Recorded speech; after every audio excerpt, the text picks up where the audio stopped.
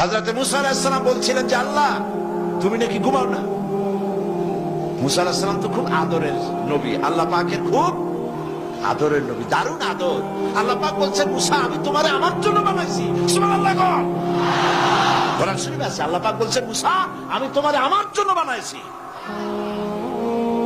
তোমাকে যখন তোমার মা দরিয়ায় ভাসায় দিয়েছিল আমি তোমার বাক্সর দিকে তাকাইছিলাম। সুবহানাল্লাহ। আল্লাহ যদি বলেন আমি তাকাইছিলাম, সুবহানাল্লাহ।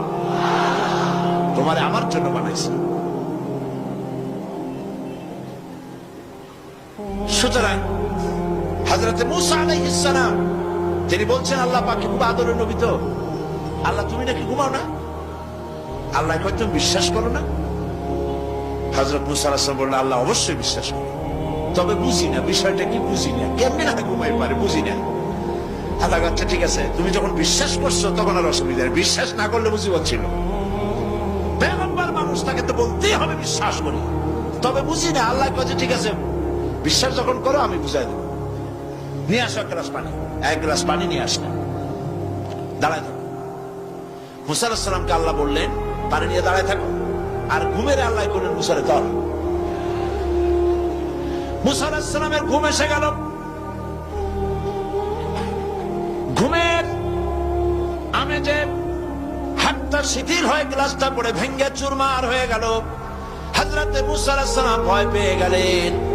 আল্লাহ পাক শুনায় দিলেন ভয়ের কোনো কারণ নাই, একটা পরীক্ষার জন্যই দিলাম, তোমার বোঝার জন্যই দিলাম। তুমি যেমন এক গ্লাস পানি নিয়ে একটা গ্লাস নিয়ে এক মুহূর্ত দাঁড়াতে পারলে না, ঘুম আসলো আর হাত থেকে পড়ে গ্লাসটা ভেঙে গেল। মুসারে তুমি বুঝে নাও, তুমি জেনে রাখো তামাম সৃষ্টি জগৎ তোমার আল্লাহ আল্লাহ রব্বুল আলামিনের হাতের মুঠার মধ্যে রয়েছে। আল্লাহ রব্বুল আলামিন যদি ঘুমায় যান এই পৃথিবীর আকাশ এবং জমিনের সব ট্রাফিক কন্ট্রোল আল্লাহ পাক নিজেই করেন। যদি তিনি ঘুমায় যান সব শেষ হয়ে যান।